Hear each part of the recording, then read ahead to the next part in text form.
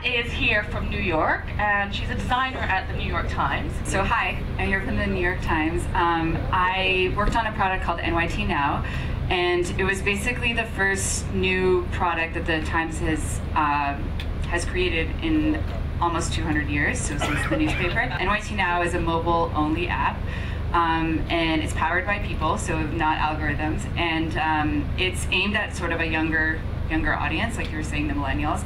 People's news habits are changing. People don't read section by section the newspaper. They're not used to things sort of being talked at them, but more for it to be more of a conversation. So we're trying to figure out, what does our generation want from the news? What does the process look like when you want to wave the flag of digital in an institution? This is the New York Times building. It's in Times Square. You should go visit it if you have a chance. So basically our building's divided into different floors, and all the sort of, the newsroom's on 2, 3, and 4, design sits on 7, technology's on 8, so everyone's kind of split up. But when we started this project, we sort of negotiated a space that could support a cross-functional team. Going back to traditional print media, this paper lands on your doorstep, you go into your kitchen, you read it, and you consume it, and that's kind of it. The thing stops there. But with digital, it's you're checking in all day long. You need to get it quickly because you're standing by the elevator, you're walking around, and then afterwards, people want to share, people want to talk about it, people want people to know that they've read the news. So the app is made up of headlines and bullet points of the most important stories of the day from the New York Times and from other sources.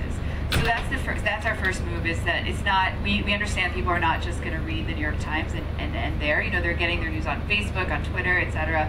So we brought in, a hand-picked selection from everywhere. So that's kind of like to have a complete picture of the conversation.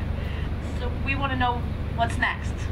Well, how are you guys thinking about how you're going to take this further, and what do you see in terms of trends in media consumption?